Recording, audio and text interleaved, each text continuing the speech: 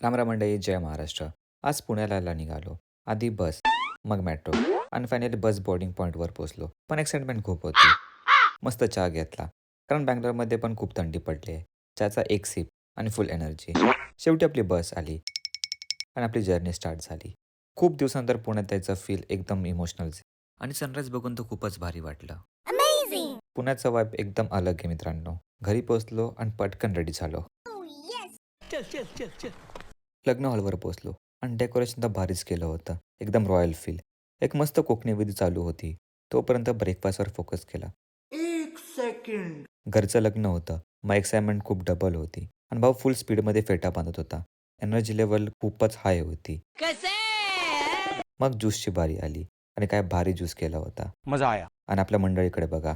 फक्त येऊ द्या. खत्म. आमच्या बहिणीचा हा चौथा ग्लास होता. तुम्हाला खरंच वाटणार नाही. कौन है ये लोग? कहाँ से आते हैं ये?